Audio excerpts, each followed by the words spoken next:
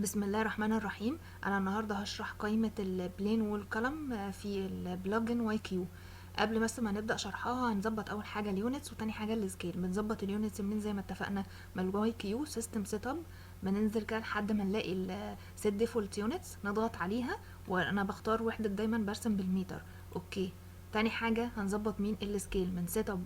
تمام، من سيستم سيت اب هننزل تحت لحد ما نلاقي سيت سكيل نضغط عليها. انا دايما بختار السكيل 1/1 وبعمل اوكي. تمام. ننزل بقى نبدا في شرح القايمه. اللي هي اول قايمه هتقابلنا اللي هي بلين والكولم.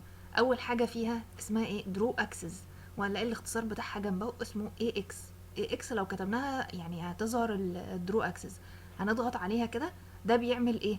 لو جينا يعني ده بيرسم الاكسس. تمام، خلينا متفقين. لو انا مثلا هرسم اكس اضغط كليك كده بالماوس مثلا واشغل F8 عشان يظبط معايا القرصو. هرسم اكس مثلا طوله 10، هكتب من الكيبورد 10 واعمل انتر. تمام. ايه اللي حصل؟ اعمل ريفرش كده عشان القائمه تظهر معايا ار اي انتر. ايه اللي حصل؟ رسم لي اكس. تمام. يبقى اول امر بيرسم معايا الاكس. تاني امر لو جيت بصيت عليه درو جريد اكسس، يعني ايه؟ واختصاره زد اكس دبليو. تمام. درو جريد اكسس لو ضغطنا عليها كده بيعمل ايه؟ ده بيرسم شبكه المحاور اللي احنا بنستخدمها بعد كده في لوحه المحاور والاعمده.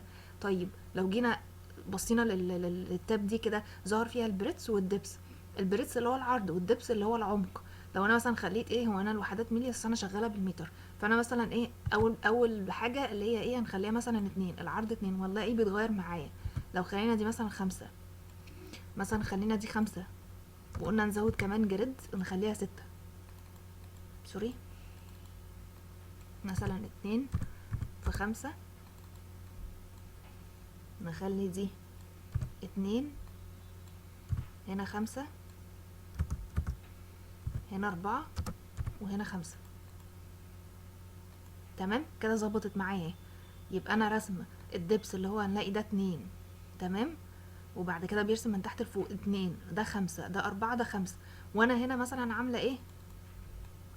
هنا كده مثلا لو انا قلت 5 مثلا نخليها 5، وهنا 5. تمام.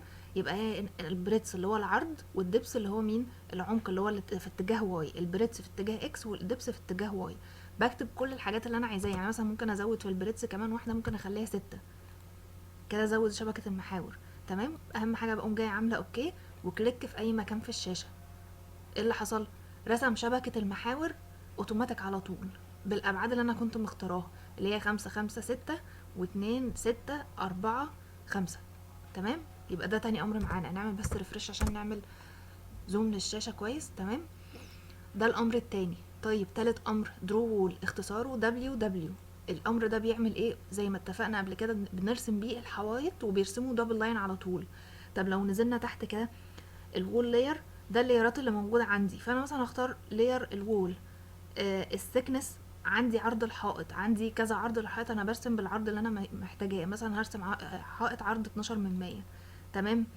الليفت والرايت ده اللي هو عايز الحيطه يمين عايز الحيطه شمال. لو جيت ضغطت كليك بالماوس كده في اي مكان في الشاشه وكتبت مثلا عايزه طول حيطه 3 متر وعملت انتر، نزلت عايزه حيطه 5، مثلا شلت القرص اهوت F8 هعمل كده مثلا 5، هعمل كده تاني. تمام. لو جينا زومنا هنلاقي بيرسم الحيطه دبل لاين وبيعمل ترمات لوحده. تمام. يبقى ده تالت امر معانا. الامر اللي بعد كده الوول سيزر. الامر اللي بعد كده معانا اللي هو الايه؟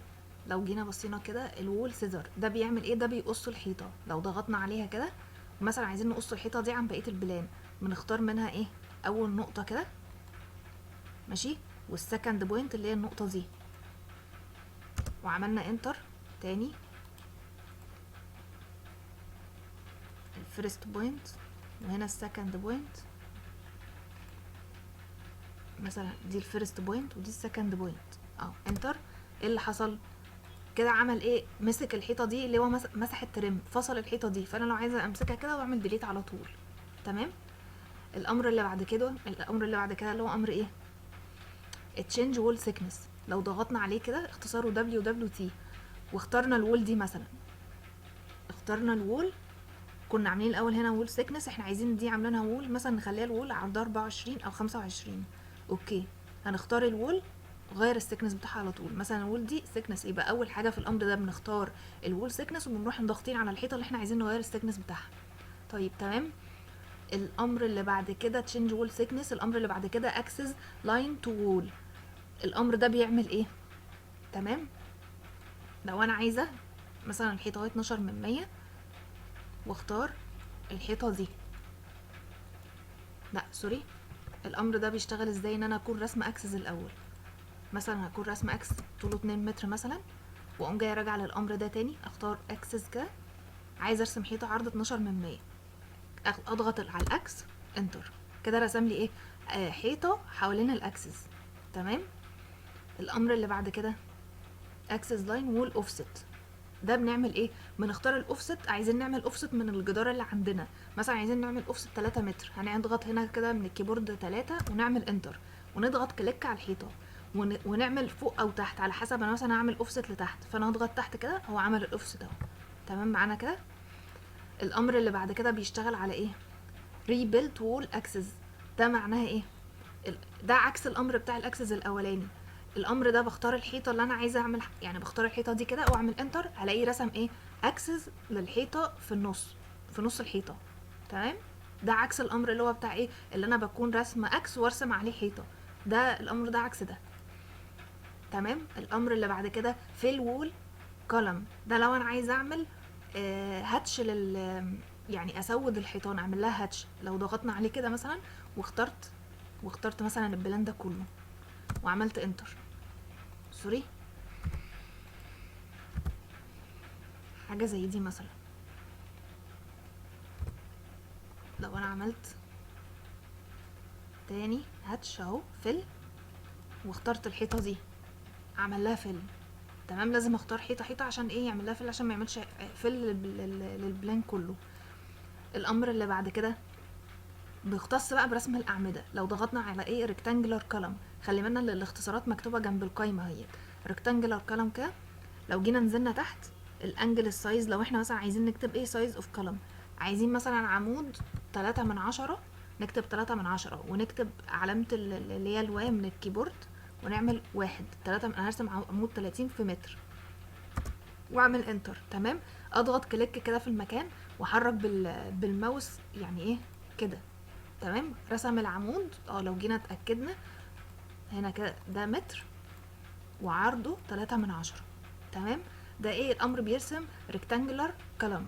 لو عايزين نرسم بقى عمود دائري، قطاع دائري كده برضو، وننزل تحت نكتب الدايمتر، مثلا احنا هنعمل الدايمتر بتاعه متر، كليك في اي مكان كده رسم العمود على طول. الامر اللي بعد كده بيرسم الكولم، ال شيب كولم، كده في اي مكان اهو كده رسم ال كولم. طب لو عايزين نظبط الابعاد بتاعه نظبطها منين؟ برضو من تحت، مثلا اهو تاني خلينا اهو ال كولم، هنكتب الانجل الليمب ويدث دي مثلا هنخليها 3/10. تمام. والسايز اوف كولم هنخليه 6/10، او ماشي 6/10 و6/10، انتر، ونضغط في اي مكان كده اهو. الليمب دي اللي هي ايه؟ بيبقى سوري، ده كده اللي هو 6/10 اللي احنا اخترناه بتاع العمود، وهنا 6/10. الليمب بقى اللي هي بتبقى ايه؟ اللي هي طول رجل الانجل 3/10 و3/10. تمام.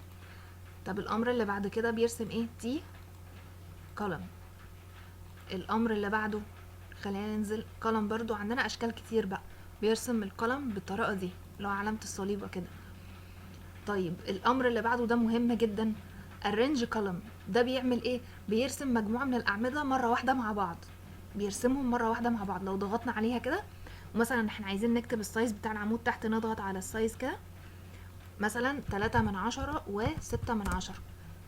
كان عندنا شبكة جريدات، مثلا عايزة ارسم اعمدة هنا كده، بعمل ايه؟ بقوم جاي كليك في اي مكان في الشاشة واسحب بالماوس واقوم جاي كليك في المكان التاني، كده رسم مجموعة الاعمدة اهو. تمام. الامر اللي بعد كده بيعمل ايه؟ convert to column. بمعنى لو انا كنت رسمة مثلا اهو عمود هنا كده بامر ريكتانجلر عادي من الكاد، نص ونص، تمام، وعايزه احول ده لكولم، بعمل ايه؟ بقوم جايه كده بنزل على convert to column واقوم جايه مختاره المستطيل ده واقوم جايه عامله انتر، هلاقي حولهولي الكولم. تمام. طيب الامر اللي بعده fill في الان كولم ده بيعمل ايه؟ ده بيعمل هاتش للعمود، اضغط بس على العمود كده انتر، عمل له هاتش. تمام. الامر اللي بعد كده ديليت، ده بيعمل ديليت للعمود على طول، انتر، مسح العمود بالهاتش بتاعه. شكرا.